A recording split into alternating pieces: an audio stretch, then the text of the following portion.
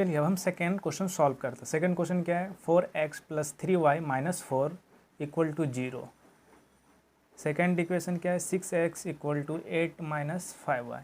तो इक्वेशन को ही देख के यहाँ पे पता चल रहा है कि ये एक समान रूप में नहीं है, मतलब ax + by = c इस स्वरूप में नहीं है। तो हम क्या सीखे अभी तक कि सबसे पहले जांच कर ले कि जो समीकरण है, जो इक्वेशन है, इस स्वरूप में दिए गए हैं कि नहीं दिए गए हैं। ठीक है, तो ax + by को इस रूप में लिखेंगे। तो 4x + 3y - 4 इस साइड था, तो इक्वल के उस साइड इसको भेज देंगे, तो कितना हो जाएगा, +4 हो जाएगा।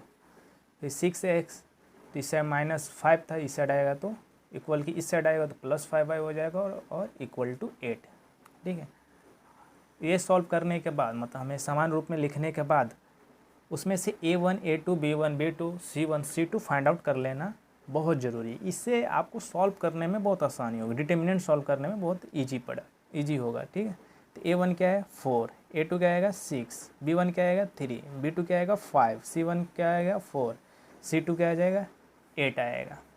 अब फटाक से इसको डिटर्मिनेंट्स निकालिए, dx निकालिए, dy निकालिए और इजीली फाइंड आउट कर लीजिए। तो d का फार्मूला क्या है, a1, a2, b1, b2। a1 क्या है 4, 6, 3, 5। ओके, 4 × 5 - 6 × 3, 5 × 4 20, 6 × 3 18। आंसर क्या आ जाएगा, 2 आएगा। तो हमें d की वैल्यू कितनी मिली, d की वैल्यू हमें 2 मिली। ओके, इसी प्रकार हम dx की वैल्यू फाइंड आउट करेंगे और dy की भी। dx की फार्मूला क्या था, c1 c2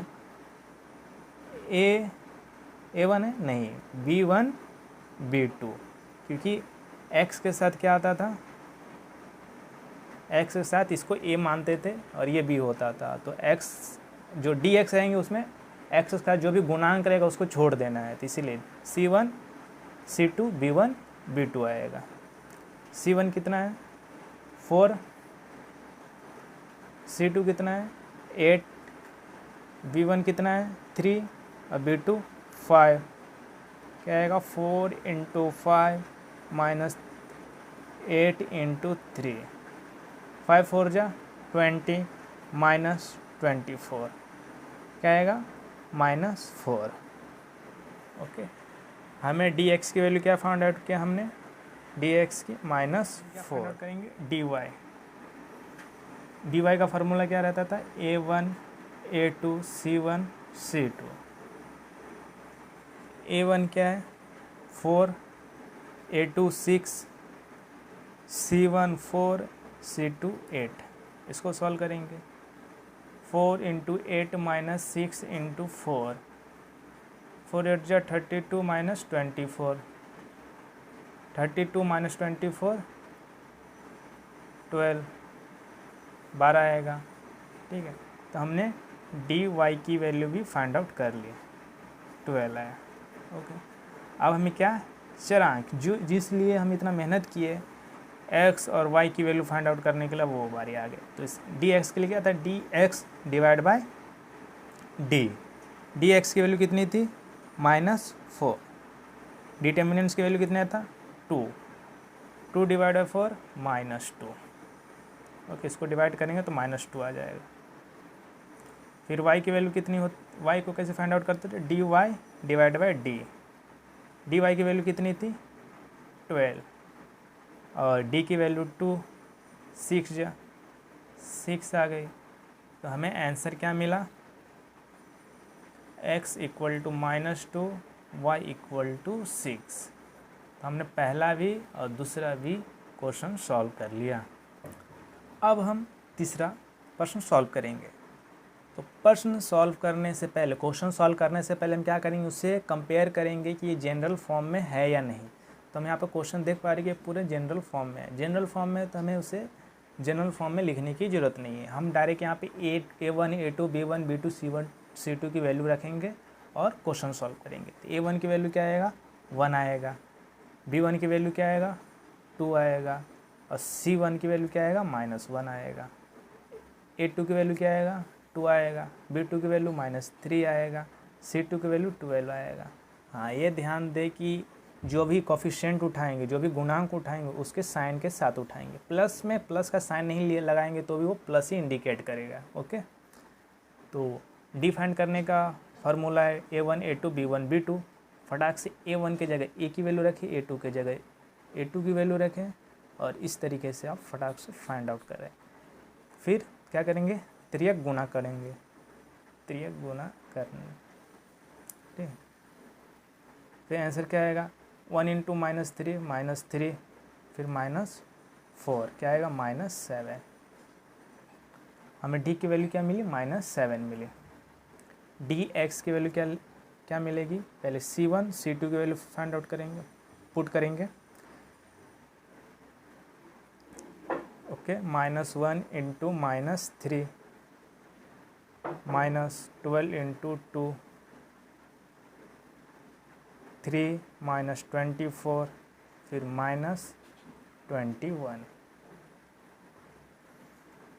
ओके, फिर डी वाई की वैल्यू फाइंड करेंगे। डी वाई में क्या है, A1 A2 है, C1 C2 है, तो A1 की वैल्यू क्या है, A1 की वैल्यू है 1, A2 की 2, C1 की -1, C2 की 12। फिर 1 × 12 minus 2 × -1, 1 × 12 12 minus into minus +2 14। Okay, अब हमें क्या करना, फाउंड डायरेक्ट चरांक की वैल्यू निकालनी। चरांक की वैल्यू निकालनी, कोफिशिएंट की वैल्यू निकालनी एक्स की, तो dx divide by d. D x की वैल्यू कितनी है, -21, और डी की वैल्यू कितना है, -7, तो माइनस माइनस भी कट जाएगा, और 7 कितना आएगा, 3 आएगा, तो हमारा आंसर क्या आएगा, 3। ओके, फिर y की क्या थी, y फाइंड आउट करने के लिए dy divide by d. D y की वैल्यू कितना है, 14, डी की वैल्यू कितना है, -7, 14 डिवाइड बाई 2 क्या आएगी आंसर, 2 आएगी। लेकिन नीचे माइनस की साइन है, इसके लिए साइन इसके साथ आ जाएगी, -2। तो हमें आंसर क्या मिला, x का 3 और y का -2। ये हमें 2 आंसर मिले। मेथड के जरिए 3 क्वेश्चन सॉल्व कर चुके हैं, चौथा आपको खुद सॉल्व करना है।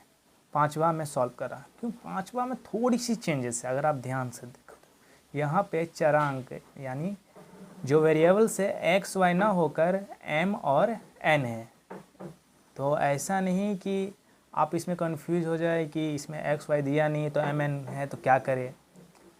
इसमें भी सेम फार्मूला लगाना है। सबसे पहले तो आपको क्वेश्चन को ध्यान देना है कि ये जनरल फॉर्म में है कि नहीं है, ax + by = c फॉर्म में है या नहीं। तो सबसे पहले ध्यान देना है कि अगर है तो उसे चेंज नहीं करना है, उसके आगे उसके नेक्स्ट स्टेप सॉल्व करने हैं। क्या है next step, A1 A2 B1 B2 C1 C2 का वैल्यू क्वेश्चन में से फाइंड आउट करके लिखना है। A1 का 4, A2 का 3 है, B1 का 6 है, B2 का 2 है, C1 का 54, C2 का 28 है। ओके, अब हमें डी के वैल्यू, डी का फॉर्मूला क्या है, A1 A2 B1 B2 है, ठीक है। इसको वैल्यू पुट करेंगे 4 3 6 2, क्रॉस मल्टीप्लिकेशन करेंगे 4 × 2 -3 × 6 क्या आ जाएगा, 4 × 2 8 -3 × 6 18 इक्वल टू -10।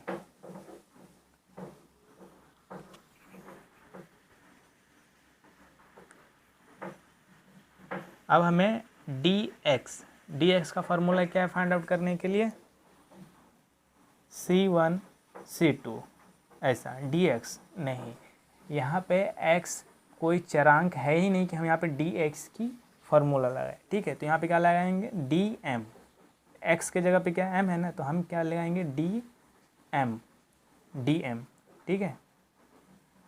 क्या लिखेंगे, dm,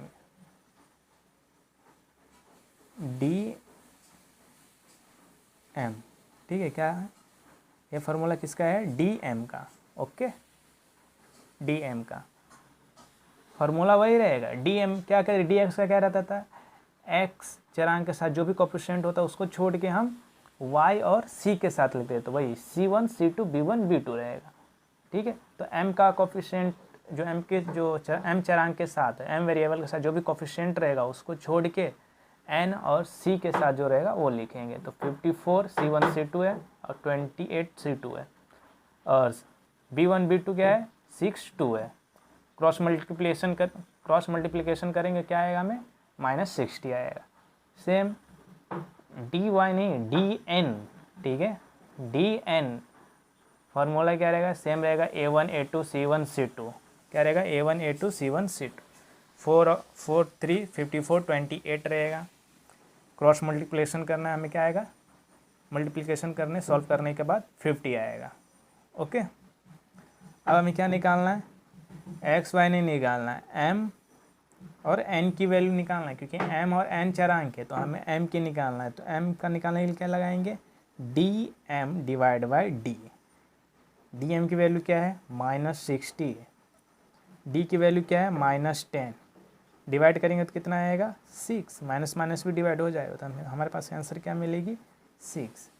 ठीक है, हमने m की वैल्यू क्या फाइंड आउट किया, 6 फाइंड आउट किया।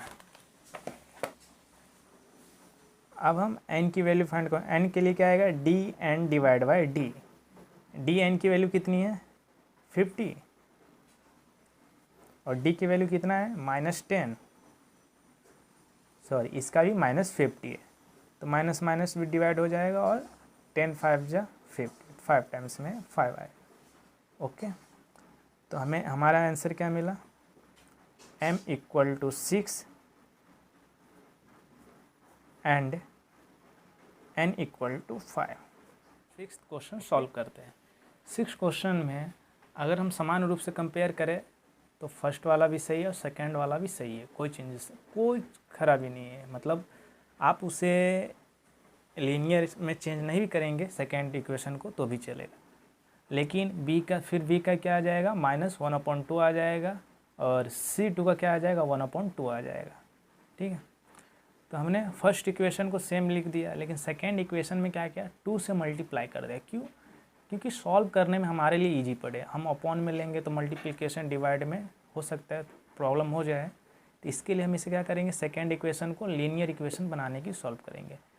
ठीक है, तो समीकरण में 2 से गुना कर देंगे दोनों साइड। 2 से गुना करने पर हमें क्या मिलेगा, 2x - 2y upon 2 equal to 1/2 × 2।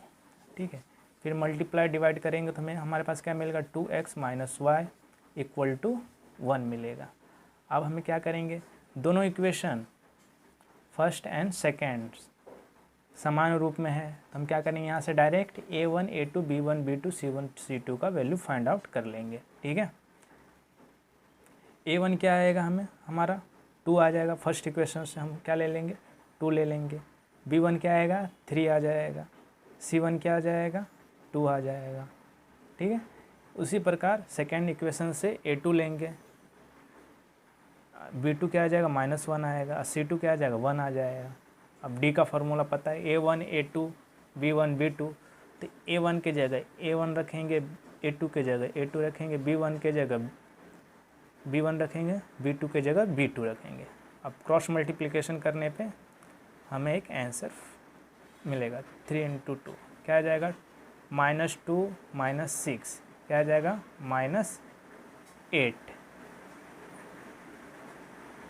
ठीक है, इसी प्रकार हम dx से फाइंड आउट कर लेंगे। इसमें C1 और C2 की वैल्यू फाइंड पुट करेंगे, B1 और B2 की वैल्यू रखेंगे।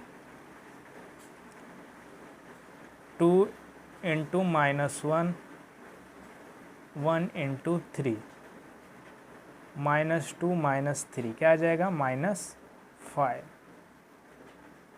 ओके, लेकिन हमें कुछ गड़बड़ लग रही, क्यों, क्योंकि अभी तक हमने जितने भी डिटर्मिनेंट्स मतलब इक्वेशन सॉल्व के डिटर्मिनेंट्स के थ्रू, तो हमने देखा है कि यहाँ पर अगर यहाँ पे 8 आया तो इसके मल्टीपल में ही यहाँ पे कुछ आया है, लेकिन देखते सॉल्व करके गलत है कि सही है। चलिए, dy का क्या है, B1 B2 C1 C2। B1 कितना है, 3 है, B2 -1 है, C1 कितना है, 2 है, और C2 कितना है, 1 है। 3 इंटू 1 माइनस माइनस 1 इंटू 2 कितना आएगा। आप ये सोच रहे हो कि मैंने इसको ब्रैकेट में क्यों रखा है, क्योंकि जब दो साइन ना एक साथ आ जाए, अभी भी दो साइन साथ में आए तो एक साइन को आप ब्रैकेट में रख सकते हैं। ठीक है, तो 3 into 1 3 minus 1 into 2 minus 1 into 2 क्या आएगा -2, क्या आ जाएगा 3 + 2 5 आ जाएगा। ओके, अब हमें x और y की वैल्यू फाइंड आउट करनी है। तो dx की वैल्यू कितना है -5, d की वैल्यू कितना है -8, माइनस माइनस कट जाएगा, क्या आएगा 5/8 आएगा।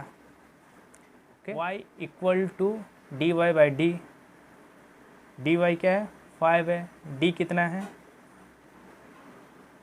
-8 है, क्या आ जाएगा 5/8 आएगा। लेकिन माइनस का साइन क्या चला जाएगा, ऊपर चला जाएगा। कहाँ चला जाएगा, ऊपर चला जाएगा माइनस का साइन, तो -5/8 आएगा। तो हमें क्या मिला आंसर, हमें कौन सी वैल्यू मिली, x की मिली, कितना मिली 5/8, y का कितना मिला 5/8 लेकिन माइनस में। इस तरह हमने x और y की वैल्यू फाइंड आउट कर लिया। आपको बताने कि आंसर इसका रॉन्ग है या राइट है, सही है कि गलत है, क्योंकि जितने भी हमने अभी तक क्वेश्चन सॉल्व किया है यहाँ पर 8 आया तो इसके मल्टीपल ही dx और dy आए हैं, लेकिन यहाँ पे ऐसा मल्टीपल नहीं आया है। तो हमारा 1.3% संग्रह यहीं पे समाप्त होता है।